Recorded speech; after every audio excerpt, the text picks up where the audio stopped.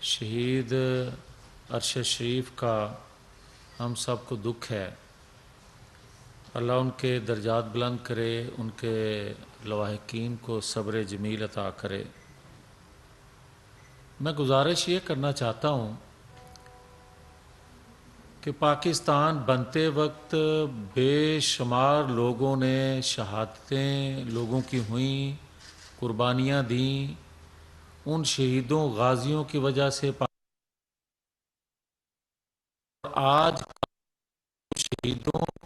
غازیوں کی قربانیوں کی وجہ سے ہے۔ کل ایک پریس کانفرنس ہوئی جس میں اپنی غلطیوں کا، ماضی کی غلطیوں کا اور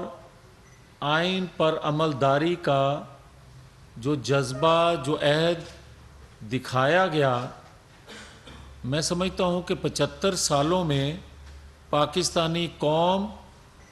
اور اداروں میں بیٹھے لوگوں نے جو جدوجہد کی، جو قربانیاں دیں، ان کی کامیابی تھی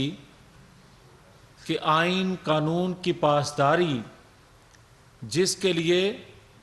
ہم سب جدوجہد کرتے آ رہے ہیں، اور جب ہمیں کہا جاتا ہے آج کہ کل آپ اداروں کے متعلق، اداروں کی پالیسیوں کے متعلق، اداروں میں بیٹھے لوگوں کے متعلق بات کرتے تھے، آج کوئی اور کر رہا ہے، تو میں بڑا واضح اور یہ بات کہنا چاہتا ہوں کہ ہم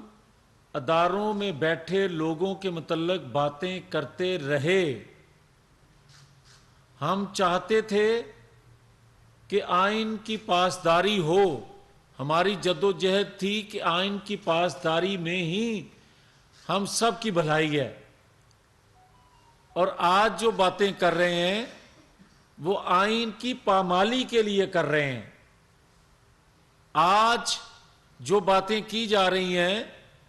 جو لوگوں کو اکسایا جا رہا ہے، اور 4 سال جو ذہن سازی کی جاتی رہی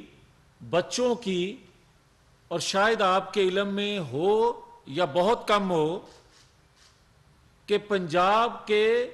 سلیبس میں 9th کے جو 9th سیکشن تھا، اس کے سلیبس میں ایک مضمون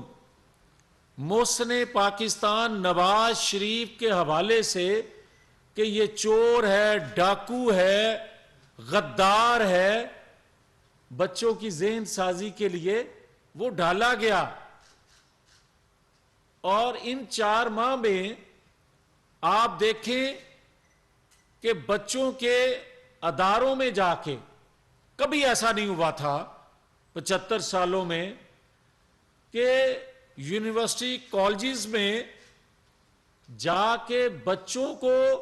اکسایا جائے کہ آپ کے ادارے، آپ کے قومی رہنما اور پاکستان کی سلامتی کے حوالے سے جو لوگوں کی، بچوں کی ذہن سازی کی جائے، اس سے پہلے کبھی نہیں تھا۔ اور آج میں کیوں سرا رہا ہوں، اور کل جو کہا گیا کہ ہم نے لمبا جھوٹ سننے کے بعد اگر آج سچ بولا ہے تو میں سمجھتا ہوں بہت دیر سے بولا۔ 4-5 ماہ جو کچھ یہ کرتا رہا، اور جیسا انقلاب پاکستانی قوم کو دکھاتا رہا کہ صبح انقلابی اور رات کو پاؤں پکڑ کے نوکری کی درخواستیں کرتا رہا۔ جب ہم باتیں کرتے تھے،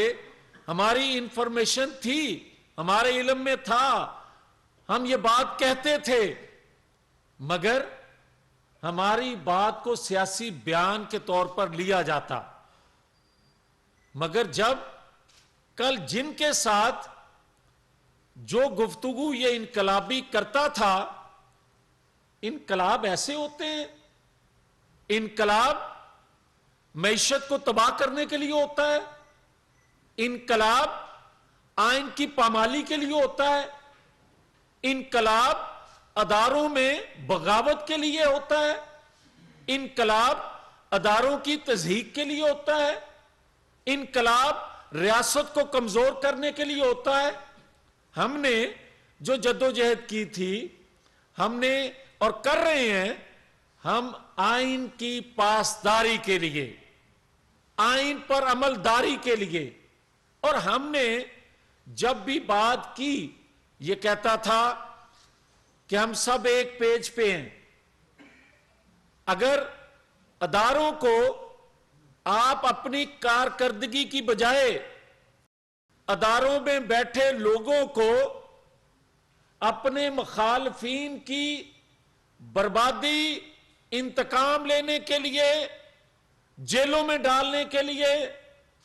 اگر کوئی استعمال ہو تو اس کو آپ ایک پیج پہ کہو۔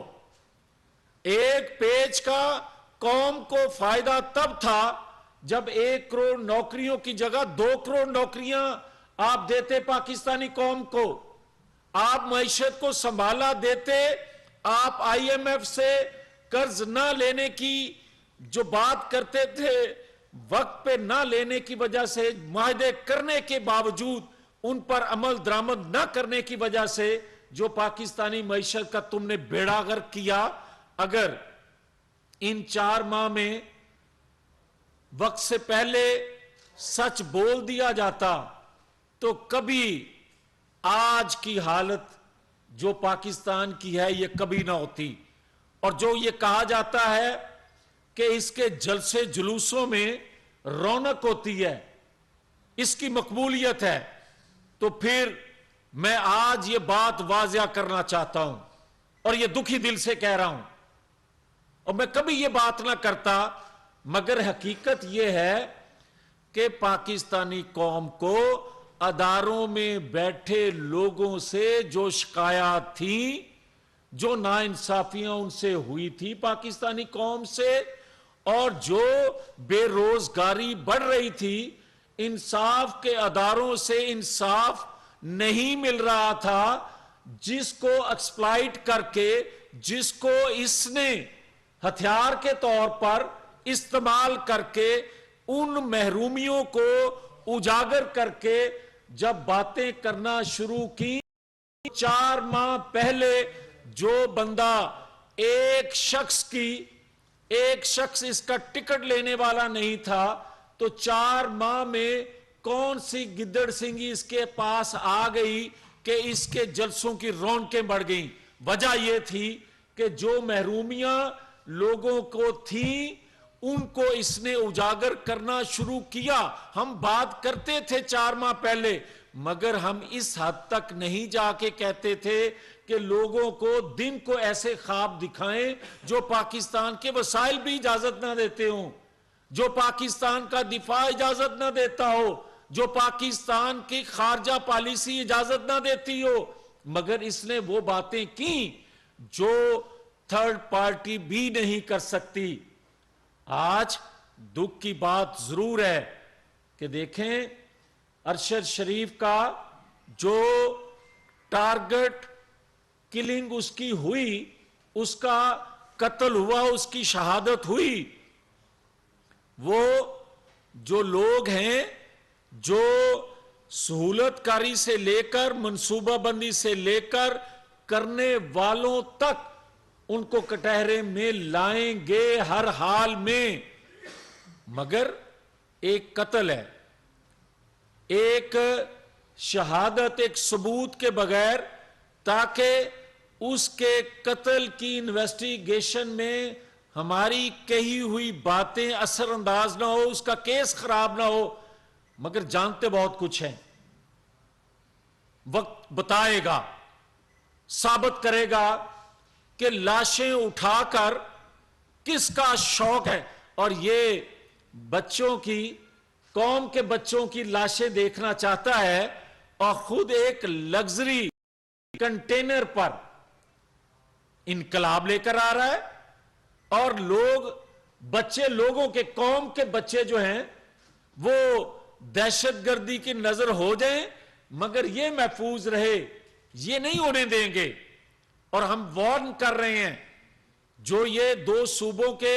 وسائل، اختیارات اور انتظامی مشینری کو استعمال کر کے جو ایک بلیک میل کر کے نوکری حاصل کرنا چاہتا ہے، وہ کسی طور پر بھی بلیک میل ہو کر ادارے اور ریاست، اور کیا طریقہ ہے کہ آج ایک جتھا لے کر ایک شخص آئے اور پاکستان کی حکومت کو، اداروں کو بلڈوز کرے اور آ کے جتھوں کے ذریعے بیٹھ جائے، اور کل کو کوئی آئے، کسی کے صوبے میں حکومت ہو کسی دوسری جماعت کی، وہ وہاں کی انتظامی مشینری استعمال کرے اور اس کے بعد کہے کہ جناب فلاں ادارے کے سربراہ کی اپوائنٹمنٹ جو ہے وہ میری مرضی کی ہونی چاہیے، فلاں ادارے کے سربراہ کو اتار دیں اور فلاں کو لگا دیں۔ یہ ریاست ہے، کوئی مذاق تھوڑی ہے۔ پاکستان کا ایک آئین ہے، ایک قانون ہے، ہم ایک مہذب قوم ہیں اور ایک آئین رکھتے ہیں، اس پر یقین رکھتے ہیں۔ اس لیے یہ جتھوں کے ذریعے انقلاب، اور ایسا انقلاب کہ دنیا میں کبھی ایسا انقلابی نہیں دیکھا کہ جس کے خلاف آپ دن کو اکساتے ہو لوگوں کو، رات کو ان کے پاؤں پڑتے ہو، صبح کو جن کے خلاف بولتے ہو، رات کو انہی چیزوں پر ان کو لانے کی کوشش کرتے ہو۔ صبح وقت آپ جن غلطیوں کی نشاندہی کرتے ہو، جس آئین قانون کے خلاف ہونے والی باتوں کا تذکرہ کر کے لوگوں کی جو محرومیاں ہیں ان کو اجاگر کر کے اپنا سیاسی فائدہ ان کو ایندھن بناتے ہو، رات کو انہی غلطیوں ناانصافیوں کے لیے تم ان لوگوں کو اکساتے ہو۔ اس طرح نہیں ہو سکتا۔ اور میں سمجھتا ہوں کل ادارے کے لوگوں نے جس جذبے کا، جس حب الوطنی کا، جس آئین کی پاسداری کا عہد کیا، پوری قوم سمجھتی ہے کہ 75 سالوں میں جو تکلیفیں انہوں نے صحیح آئین کی پاسداری کے لیے، قوم سمجھتی ہے کہ ہمیں اس کا ثمر مل گیا، کہ ہمارے اداروں میں بیٹھے لوگ ہم میں سے ہیں، ہم میں سے ہیں، وہ سمجھتے ہیں، سمجھ گئے ہیں کہ پاکستان کی ترقی، پاکستان کی خوشحالی آئین کی بالادستی کے بغیر ممکن نہیں ہے، اور کسی کو سہولت کاری دینے سے یہ انجام ہوتا ہے۔ گود میں 70 سالہ بچہ کھلانے کے بعد آج جو گند بک رہا ہے اداروں کے متعلق، آج جو اکسا رہا ہے لوگوں کو گند کہہ کر، ہمارے سینوں میں بھی بہت سے راز ہیں، قومی راز ہیں، قبر میں اتر جائیں گے مگر قومی راز سے قومی مفاد میں کبھی پردہ نہیں اٹھائیں گے، اس لیے کہ ریاستوں میں کسی ادارے میں یا قومی لیڈر وہی ہوتا ہے جو اپنی جان دے دے مگر قوم کی خوشحالی، قوم کے روشن مستقبل کے لیے اپنی قربانی دے۔ یہ نہیں ہوتا کہ لوگوں کی قربانی لے کر اپنی نوکری کے لیے جگہ جگہ پھرتا رہے۔ ہاں یہ بات ضرور واضح کر دیتے ہیں کہ ہم اداروں میں بیٹھے لوگوں پر کسی غلط فیصلے پر، کسی غلط سمت کو درست کرنے کے لیے بات کرتے آئے ہیں، کرتے رہیں گے، مگر کسی غیر ملکی ایجنڈے،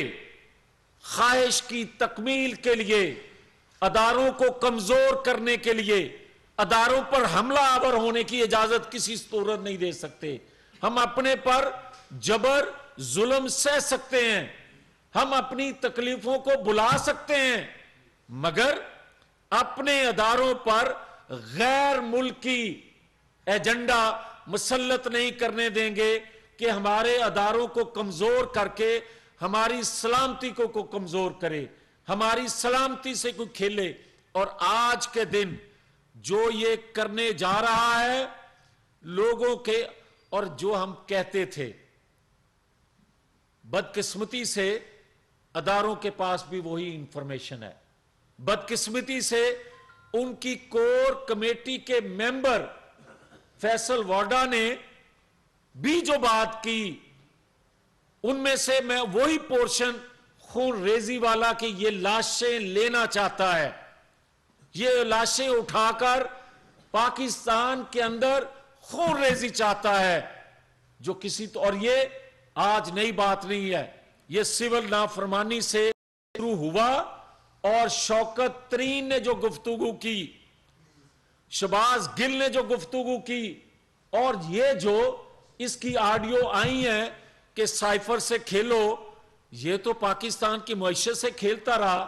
یہ پاکستان کی اقدار سے کھیلتا رہا، یہ پاکستان کے معاشرے سے کھیلتا رہا، یہ ہماری روایات سے کھیلتا رہا، اور یہ تو پاکستان میں مذہب سے کھیلنے سے باز نہ آیا، اور یہ شخص تو پاکستان کی سلامتی سے کھیلنے سے باز نہیں آ رہا. تو میں سمجھتا ہوں کہ یہ قومی حکومت ہے. میں بالکل پرائم منسٹر سے یہ گزارش کروں گا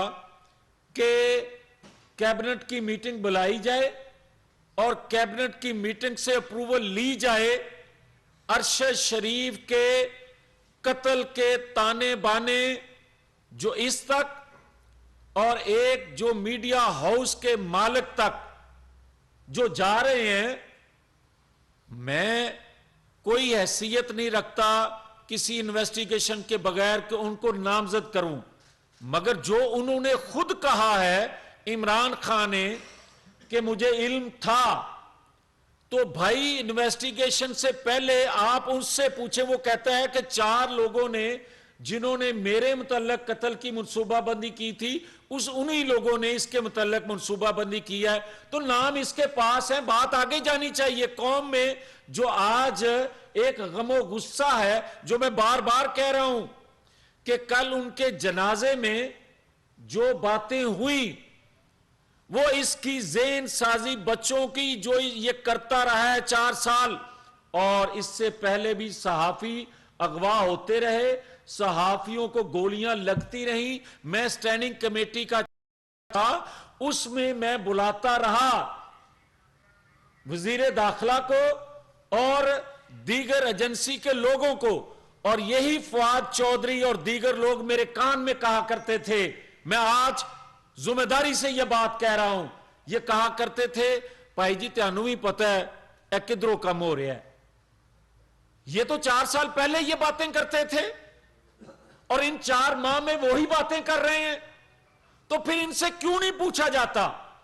عمران جو ڈنکے کی چوٹ پہ کہہ رہا ہے کہ میرے علم میں ہے کہ اس کو کس نے قتل کیا یا کون ان کی منصوبہ بندی کر رہا تھا، پوری 22 کروڑ عوام کو جو گمراہ کر رہا ہے، اس کو کیوں نہیں پوچھا جاتا؟ یہی بات میں کیبنٹ میں کرنا چاہتا ہوں کہ کیبنٹ کی اپروول سے اس کو انویسٹیگیشن ادارے کے سامنے پیش کیا جائے.